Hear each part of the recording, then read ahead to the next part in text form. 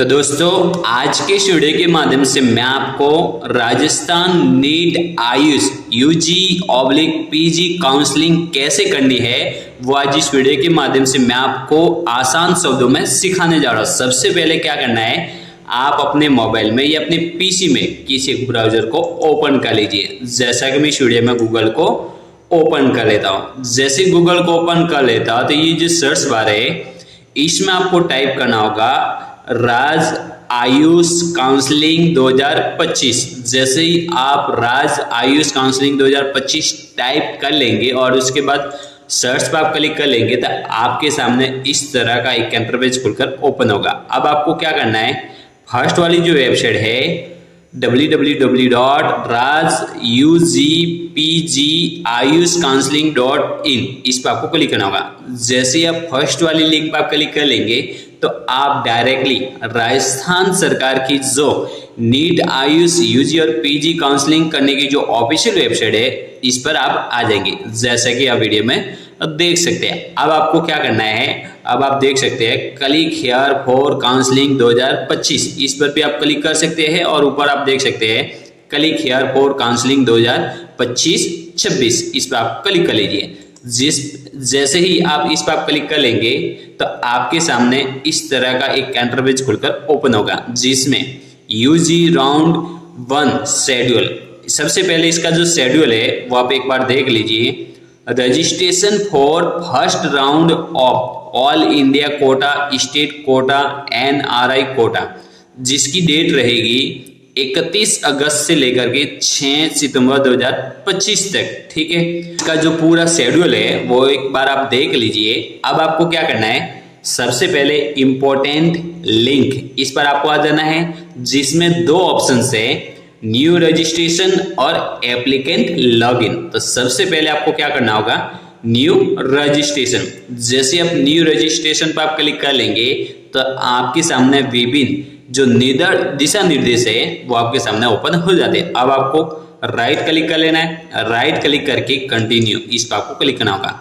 जैसे आप कंटिन्यू पर आप क्लिक कर लेंगे आपके सामने कंटिन्यू पर जैसे आप क्लिक कर लेंगे तो आपके सामने देख सकते हैं न्यू रजिस्ट्रेशन, जिसमें सबसे पहले आपको यूजी सेलेक्ट करना होगा। यूजी की काउंसलिंग कर रहे हैं इसलिए आपको यूजी सेलेक्ट करना होगा। उसके बाद सिलेक्ट इंटरेस्ट एग्जाम नीट 2025 और विदाउट नीट 2025।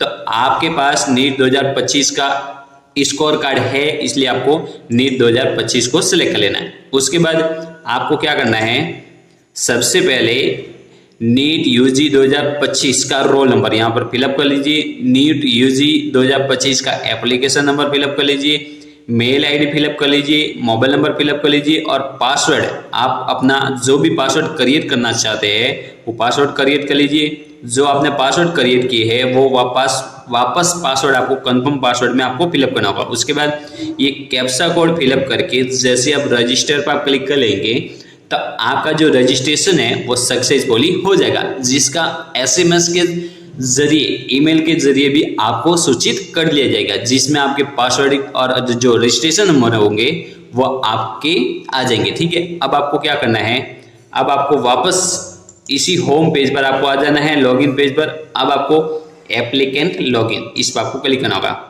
जैसे आप एप्लीकेंट लॉगिन पर आप क्लिक कर लेंगे तो आपके सामने जो एप्लीकेंट लॉगिन पेज है वो आपके सामने ओपन हो जाता है। अब आपको क्या करना है, अब आपको सबसे पहले आपके रजिस्ट्रेशन नंबर जो आपने फिलहाल अभी रजिस्ट्रेशन किया है वो रजिस्ट्रेशन नंबर फिलअप कर लीजिए, पासवर्ड फिलअप कर लीजिए और कैप्चा कोड यहाँ पर फिलअप करके ये जो कैप्चा कोड है वो यहाँ पर फिलअप करके लॉगिन इस पर आपको क्लिक करना होगा। जैसे आप लॉगिन पर आप क्लिक कर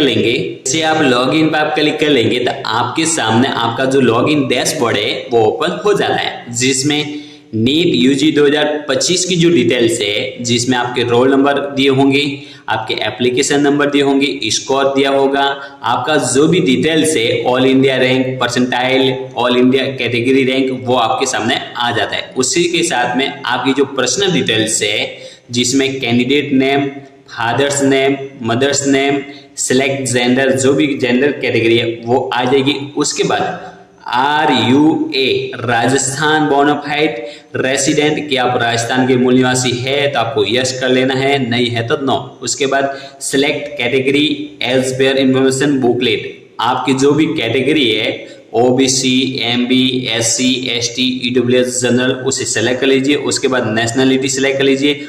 अब आपको क्या करना है, are you ward of arm parliamentary personal of Rajasthan, क्या आप राजस्थान के सशस्त्र या अर्ध सैनिक बल है तो आपको यस कर लेना है, नहीं तो नो कर लीजिए। उसके बाद are you eligible for NRI quota seats, क्या आप एनआरआई कोटा के लिए एलिजिबल है तो आपको यस कर लेना है, नहीं तो नो। जैसे आप नो कर लेंगे तो इसी दूसरे वाले ऑप्शंस को आपको नो करना होगा। उसके बाद आपकी पर्सनल विद डिसेबिलिटी, क्या आप दिव्यांग कैंडिडेट है, विकलांग कैंडिडेट है तो आपको यस कर लेना है, नहीं तो नो कर लेना। उसके बाद डेट ऑफ बर्थ आपकी आ जाएगी, मोबाइल नंबर आप फिलअप कर लीजिए, डेट ऑफ बर्थ फिलअप कर लीजिए, मोबाइल नंबर फिलअप कर लीजिए। उसके बाद अल्टरनेट मोबाइल नंबर यहाँ पर फिलअप कर लीजिए। अल्टरनेट मोबाइल नंबर भी फिलअप आपको करना जरूरी है, यानी कि आपके दूसरे नंबर परिवार के हैं तो वो फिलअप कर लीजिए, ठीक है। उसके बाद आधार नंबर फिलअप कर लीजिए और सेव एंड कंटिन्यू, इस पर आपको क्लिक करना होगा। जैसे आप सेव एंड कंटिन्यू पर आप क्लिक कर लेंगे, आपके सामने जो नेक्स्ट स्टेप रहेगा वो क्वालिफिकेशन डिटेल्स फिलअप करने का रहेगा, जिसमें 10वीं का बोर्ड सेलेक्ट कर लीजिए, 10वीं का जो स्कूल नेम है वो फिलअप कर लीजिए, मार्क्स जो भी है परसेंटेज में है तो परसेंटेज सेलेक्ट कर लीजिए। उसके बाद रोल नंबर फिलअप कर लीजिए, पासिंग ईयर 10वीं कब की थी पासिंग वो फिलअप कर लीजिए, मैक्सिमम मार्क कितने में से कितने आए हैं, मैक्सिमम मार्क और ऑप्शनल मार्क जो भी है फिलअप कर लीजिए। उसके बाद परसेंटेज फिलअप कर लीजिए। उसके बाद 12वीं का जो भी बोर्ड है उसे सेलेक्ट कर लीजिए, 12वीं बोर्ड की जो स्कूल है उसे फिलअप कर लीजिए। उसके बाद में परसेंटेज है तो परसेंटेज सेलेक्ट कर लीजिए। उसके बाद रोल नंबर फिलअप कर लीजिए, पासिंग ईयर फिलअप कर लीजिए, मैक्सिमम मार्क, ऑप्शनल मार्क और परसेंटेज फिलअप कर लीजिए। उसके बाद स्टेट नेम ऑफ द 10वीं क्लास स्कूल, आपकी जो 10वीं क्लास की स्कूल है वो किस स्टेट में है उसे सेलेक्ट कर लीजिए। 12वीं क्लास की स्टेट, 12वीं क्लास स्कूल का जो स्टेट है वो सेलेक्ट कर लीजिए। उसके बाद उर्दू सब्जेक्ट है, क्या आपके पास उर्दू सब्जेक्ट में आप पास है तो आपको यस कर लेना है, नहीं तो नो, ठीक है। उसके बाद आपको क्या करना है, 12वीं class subject name, maximum mark और ऑप्शनल मार्क। अब आपके 12वीं क्लास में फिजिक्स में कितने में से कितने आए वो फिलअप कर लीजिए, केमिस्ट्री में फिलअप कर लीजिए, बायोलॉजी या बायोटेक्नोलॉजी को फिलअप कर लीजिए, इंग्लिश में जितने भी नंबर आए वो फिलअप कर लीजिए। जैसे ही आप एजुकेशनल क्वालिफिकेशन डिटेल्स फिलअप कर लेंगे तो उसके बाद आपको क्या करना है, सेव एंड कंटिन्यू, इस पर आपको क्लिक करना होगा। जैसे आप सेव एंड कंटिन्यू पर आप क्लिक कर लेंगे, नेक्स्ट स्टेप रहेगा आपका एड्रेस से संबंधित रहेगा, जिसमें आप अपना एड्रेस फिलअप कर लीजिए। उसके बाद बैंक अकाउंट डिटेल्स, जिसमें बैंक का नाम फिलअप कर लीजिए, बैंक का नाम जो भी है उसे सेलेक्ट कर लीजिए, ब्रांच नेम फिलअप कर लीजिए, अकाउंट होल्डर नाम यहाँ पर फिलअप कर लीजिए, अकाउंट नंबर यहाँ पर फिलअप कर लीजिए, IFSC कोड यहाँ पर फिलअप कर लीजिए। उसके बाद आपको आपका एड्रेस और बैंक डिटेल्स अपडेट फिलअप होने के बाद आपको सेव एंड कंटिन्यू, इस पर आपको क्लिक करना होगा।